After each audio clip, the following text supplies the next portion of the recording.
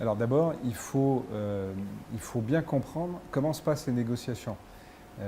Là, avant le 1er mars, devait être signé l'ensemble des contrats entre distributeurs et fournisseurs. Et c'est les prix d'entrée dans les magasins, c'est-à-dire les prix fournisseurs, qui augmentent de 2 à 3% pour les produits alimentaires. Pour le reste des produits, plutôt 0,5, ce qui fait en moyenne pour l'ensemble des produits moins de 2% d'augmentation. Reste maintenant une nouvelle phase avec la construction du prix consommateur. Et cette construction du prix consommateur, j'appelle les distributeurs à faire eux-mêmes des efforts sur les marges, comme les fournisseurs en ont fait. Quand j'ai co-présidé avec Bruno Le Maire une réunion où il y avait distributeurs, fournisseurs et puis producteurs, j'avais eu l'occasion de dire que je veillerais à ce que le consommateur ne soit pas le dindon de la farce. Ce qui est très important aujourd'hui, c'est que la répercussion des tensions, des hausses de prix sur les matières premières, c'est une réalité, que cette répercussion soit juste et transparente.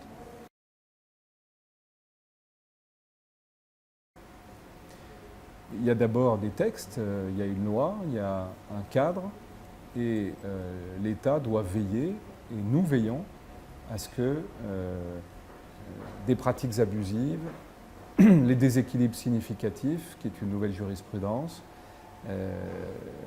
ne sont pas caractérisés. Parce que si tel était le cas, nous poursuivrons immédiatement les acteurs qui se seraient prêtés à ce jeu-là.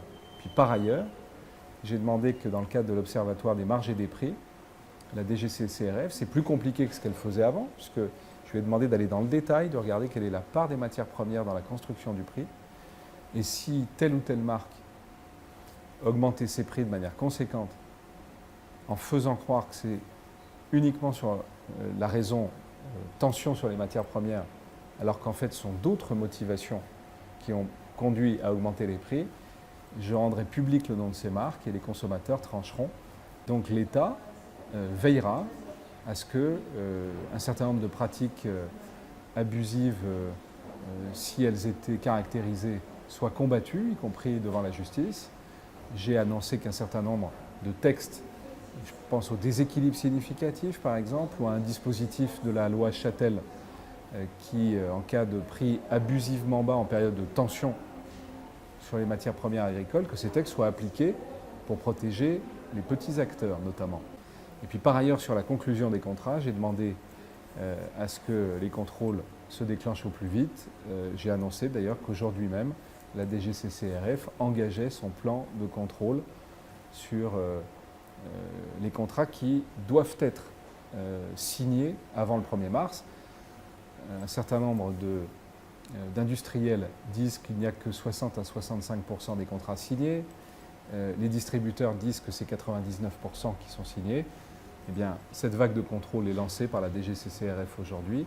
Dans quelques mois, nous serons à même de voir qui dit vrai et si la loi et les pratiques ont été respectées par l'ensemble des acteurs de ce secteur.